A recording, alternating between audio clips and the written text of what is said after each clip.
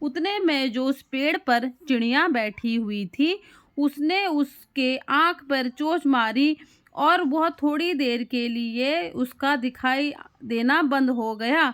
उसके बाद जैसे ही लड़की घर के अंदर चली गई, उतने में वह भयानक राक्षस उस चिड़िया के पीछे पड़ा और चिड़िया आगे आगे और वह जंगली राक्षस पीछे पीछे।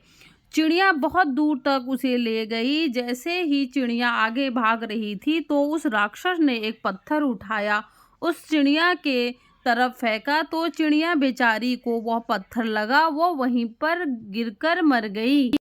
फिर उस राक्षस ने सोचा, आज तो बहुत लेट हो गया है, मैं कल सुबह जाऊंगा, उस लड़की को जरूर खाऊंगा, क्योंकि उस छोटी सी बच्ची का कोमल कोमल मांस मुझे खाना है। मैं कल ही जाता हूँ।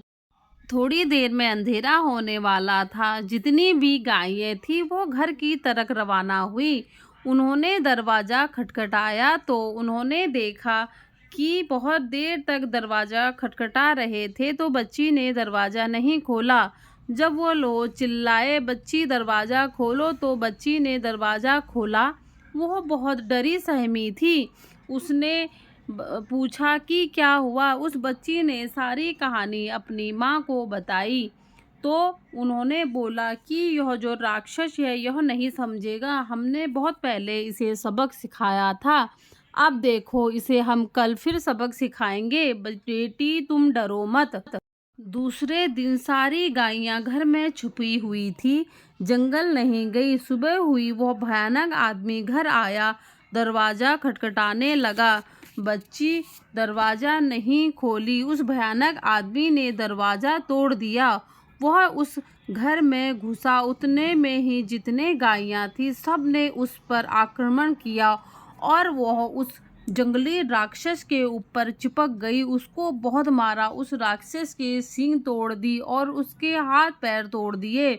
वह राक्षस डर के मारे वहां से भाग गया। वह बच्ची पहले दिन से ही डरी हुई थी। जैसे ही राक्षस वहां से भागा तो उस बच्ची ने गाय को गले लगाया। फिर कुछ दिनों के बाद वह लड़की बहुत बड़ी हो गई। वह इतनी सुंदर थी कि कोई भी उसे देखे तो उसे लड़की को उससे प्यार हो जाता। एक दिन सभी गायें जंगल गई। वह लड़की जंगली जानवरों के साथ घूमती, पशु पक्षियों के साथ रहती।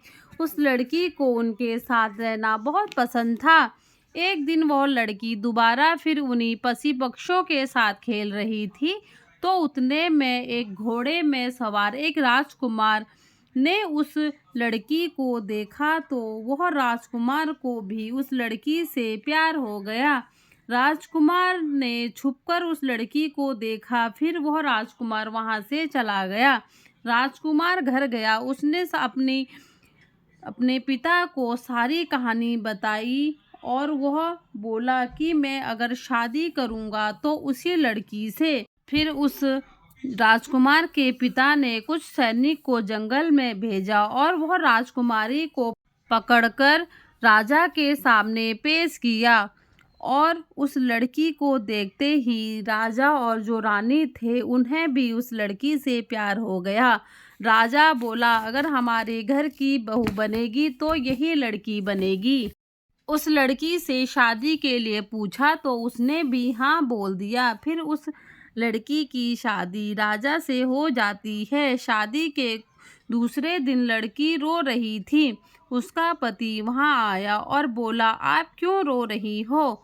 उसने सारी कहानी बचपन से लेकर अभी तक की सारी कहानी उस राजा को बताई। राजा हंसने लगा, तो ठीक है, मैं कल सुबह तुम्हें तुम्हारी माइयों से मिलने ले जाऊंगा।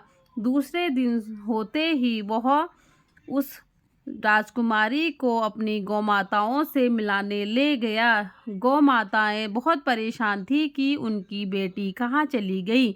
जैसे ही वह रथ से उतरी, सबने देखा कि एक राजकुमार उसके साथ में है और एक गाय दौड़ के आई। उसने अपनी बच्ची को गले लगाया। फिर राजकुमारी ने सारी कहानी अपनी माँ को बताई। उसकी माँ को यह सुनकर बहुत खुश हुआ। बोली, बेटा तुम्हारी किस्मत ही ऐसी थी इसीलिए तुम्हें अच्छा घर परिवार मिला। हम लोग तो बहुत खुश हैं। तुम इस लड़के के साथ खुश रहो। ये हमारा आशीर्वाद हमेशा तुम्हारे साथ रहेगा। और अपनी बेटी को फिर हंसी खुशी वहां से विदा कर दिया। ये होती है किस्मत। वह लड़की का कहाँ जन्म हुआ, कहाँ उस लड़की की परवरिश हुई। लास्ट में एक राजकुमार के साथ शादी हो जाती है। इसीलिए बोलते हैं किस्मत बदलती देर नहीं लगती। धन्यवाद दोस्तों। अगर आपको कहानी पसंद आए तो चैनल को लाइक शेयर सब्सक्राइब करें।